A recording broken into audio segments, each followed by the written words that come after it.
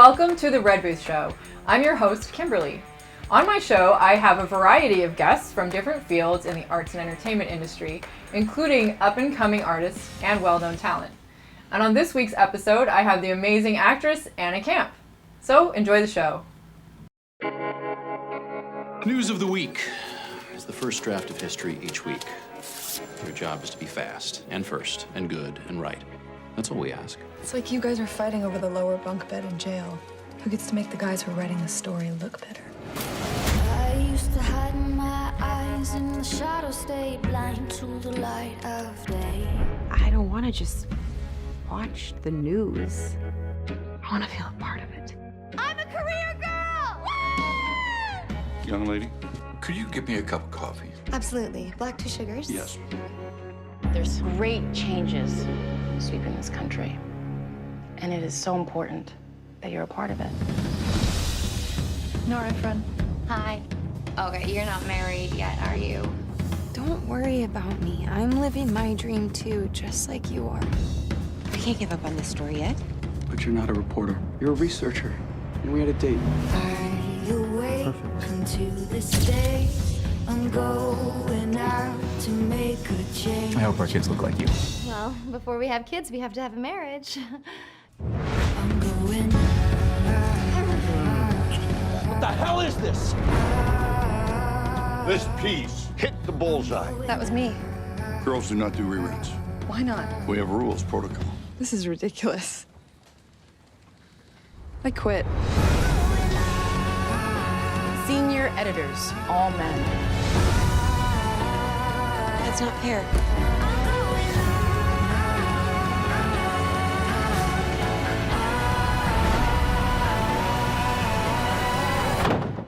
You're never going to get your name on this page. You good with that?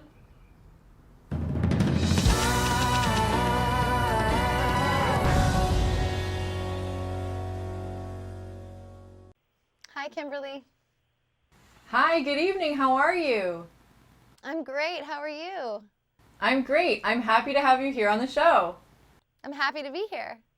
Well, everyone, we are here with the lovely actress, Anna Camp, and she plays one of the lead roles in the new show, Good Girls Revolt, as Jane Hollander.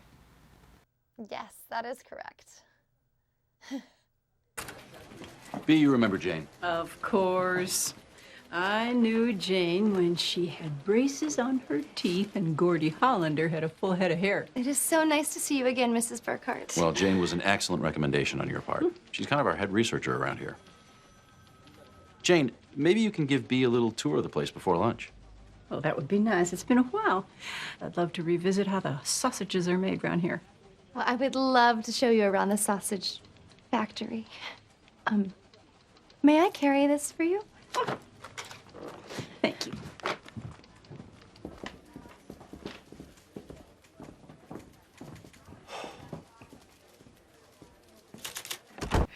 And this show touches on so many important topics, politics, career, love life, discrimination. I wanted to ask, what was it about this show that first attracted you to it? Yeah, absolutely. When I got sent the script, it was really refreshing because there were about 5 really great female roles, and that is something very rare when I read a script. There's usually about 2 at the most complex, well thought out women roles, and the rest are males, and I'm always like, why can't I play that guy, you know, who's jumping out of the plane or whatever it may be. So yeah, that's the main reason it attracted me, is because it was a female-based show with really complex characters. That is very true. Actually, this show is based on a true story about a lawsuit that occurred for discrimination, and there was a book written about it. And how do you think that this relates to present-day women's rights? Yes, you're right. It's inspired by the book that Lynn Povich wrote called Good Girls Revolt, about this first sexual discrimination lawsuit that happened when a group of females were only allowed to be researchers. They could never be promoted. They could never get raises. They could never be reporters or actual journalists. And they got together and realized that the treatment that they were receiving was actually illegal.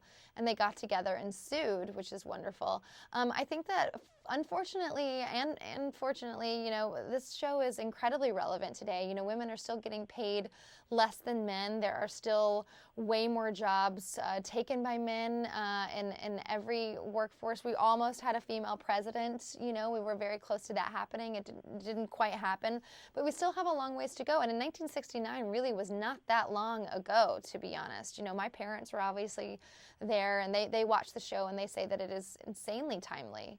So there's still a lot of sexual discrimination going on, and I hope that people watch the show and start having conversations and realize that not that much has changed and that we do have a long way to go, but it takes people standing up and speaking up. That's definitely true, and I think, you know, there is still somewhat of a expectation of women to wear more of the secretarial roles in the workplace, but obviously we've made a lot of strides, and I do think that telling stories like this is what helps to make a difference. Yeah. Where'd you go to college, Jane? Bryn Mawr. Did you work for the newspaper there? I was the editor. Okay, so do you ever feel like you want something more from working here, like to be able to grow? Well, I don't plan on being here much longer. I have a boyfriend. Oh, you've never mentioned him. Church and state, keep it separate.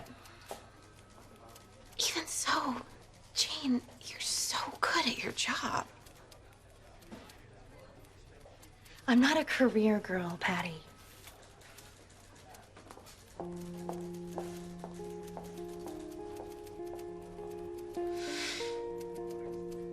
Would you say that your character is the good girl in the story? Yeah, I'd say that she's probably one of the most good of the good girls to start out with. Jane is the top researcher.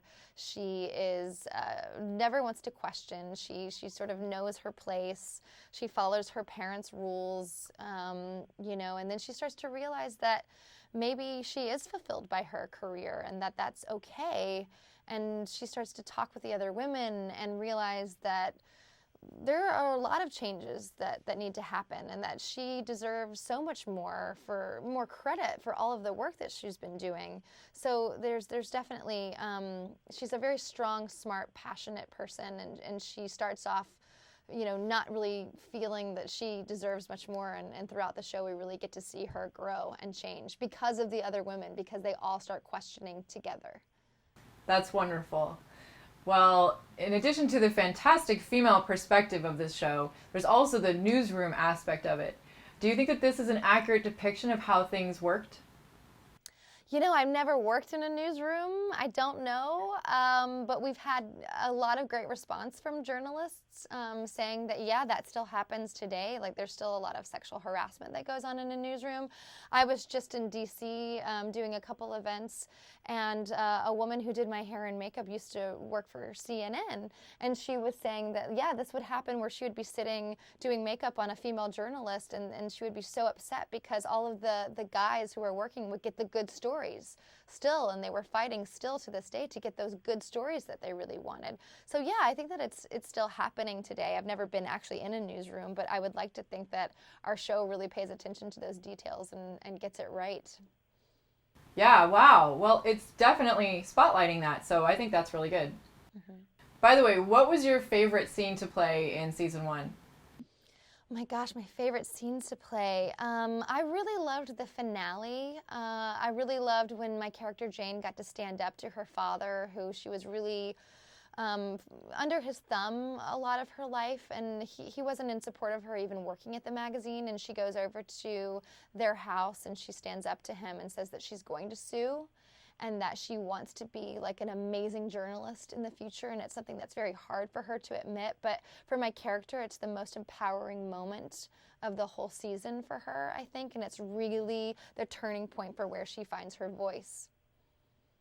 Well, that's definitely a very vivid depiction of the patriarchal society, and a good way of showing sort of the shift there.